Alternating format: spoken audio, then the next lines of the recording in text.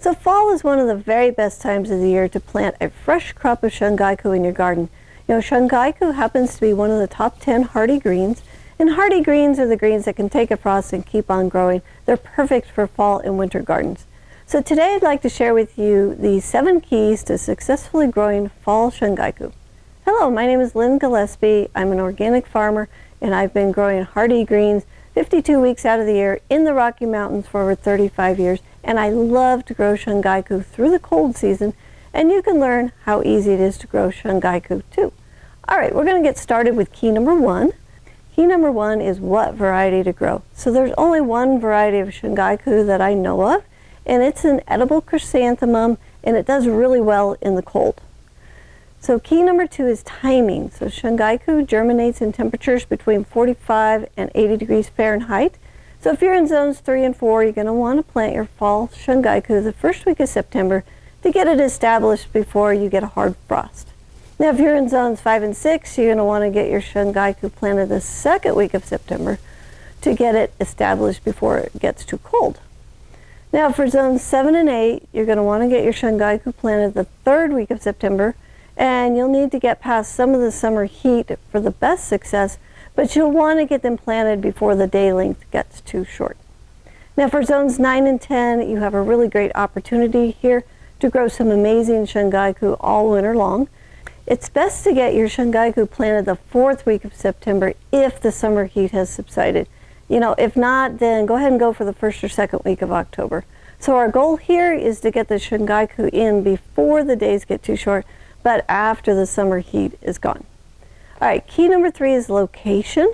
The sun's going to be low in the sky during the cold months, so you're going to want to grow your cold season Shungiku in the full sun. So if you don't have a garden spot that is full sun, you know, see if one of your neighbors do. They may have the absolute perfect location, and they might want to grow some Shungiku with you. All right, key number 4 is plant spacing. So I like to harvest small leaves, not large, tough leaves. So I plant the Shungiku in tight spacing to keep the leaf size down. So I'm going to plant it every ½ inch down the row with the row about 3 inches apart, and then I'm going to thin that till the plants are about 1 inch apart. All right, key number 5 is water, and this is a major key. So if the plants are too wet, they can rot off at the soil level, and they can become waterlogged and then freeze harder. So it's important to only water when needed.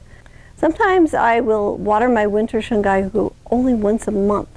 So if you're not sure if the plants need water, just go ahead and skip it. You know, you're going to be surprised as to how long they can go without watering. All right, key number 6 is fertilizer.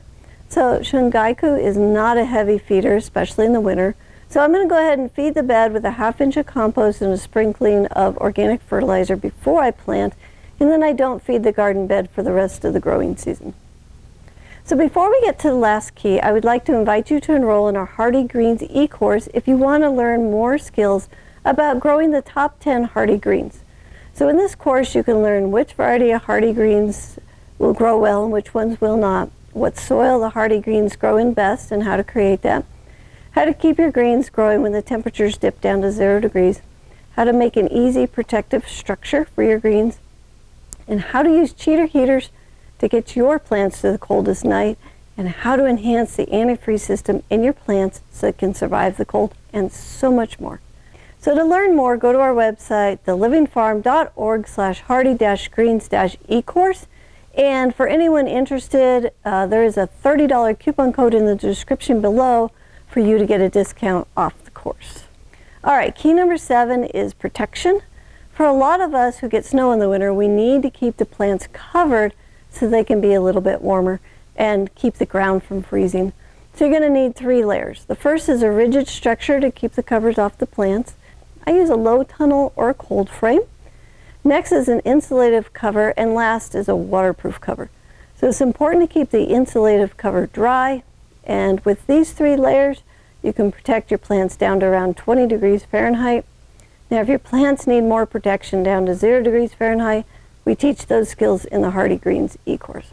So Shungiku is one of the best and unique hardy greens to grow in the fall and winter, and with just a few garden tools and a few new skills, you can grow Shungiku during the cold season too.